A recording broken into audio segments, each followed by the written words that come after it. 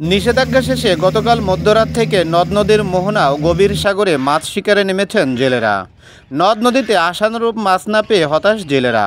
পটুয়াখালীর পায়রা নদীতে মাছ ধরতে গিয়ে কিছু জেলে অল্প স্বল্প মাছ পেলেও অধিকাংশ জেলেই ফিরছেন খালি হাতে। টানা 22 দিন বেকার থাকার পরে আশায় বুক বেঁধে মাছ ধরতে গেলেও তেলের খরচ ওঠেনি অনেকের। এতে নতুন করে বিপাকে পড়বেন অনেক জেলে। তবে সাগর মোহনায় মিলছে কাঙ্ক্ষিত ইলিশ।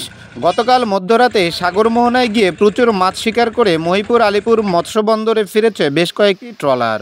ফলে মৎস্যজীবীদের হাঁকডাকে সরগরম হয়ে উঠেছে মৎস্যবন্দরের বেশিরভাগ আড়ত। চাহিদার তুলনায় মাছের পরিমাণ কম হওয়ায় অনেকটা চড়া দামে বিক্রি হচ্ছে ইলিশ। এছাড়া বাজারে বড় সাইজের ইলিশের সংখ্যাও অনেক কম। 1 কেজি ওজনের ইলিশ বিক্রি হচ্ছে 2000 থেকে 2200 টাকা কেজি দরে। 800 গ্রামের ইলিশ বিক্রি হচ্ছে 1500 থেকে 1600 টাকা কেজি দরে ও জাটকা ইলিশ বিক্রি হচ্ছে 450 থেকে 500 টাকা কেজি দরে। 3 থেকে 4 দিন পর গভীর সাগর থেকে জেলেরা ফিরলে ইলিশের সরবরাহ কিছুটা বাড়তে পারে এবং দাম কিছুটা কমতে পারে বলে জানিয়েছেন ব্যবসায়ীরা।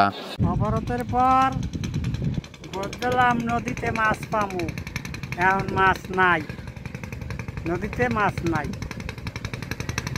বুঝি যে নৌকা মানে অবরোধে মাছ বেশি হইবে, এখন যে অবস্থা নদীতে মাছ পানা নাই। এবার সরকার চাল দিয়েছে 20 কেজি 25 কেজি, তা 25 কেজি চাল দিয়ে কয়দিন খাওয়া যায়, কি করা যায়? এখন আমরা এই অভিযানটা পালন করছি। এখানে আমাকে সুন্দর হয়েছে। আমরা কালকে খেউ দিয়েছি, খেউ দেওয়ার পর আমি 28 পিস মাছ আমি লালমিয়া পাইছি।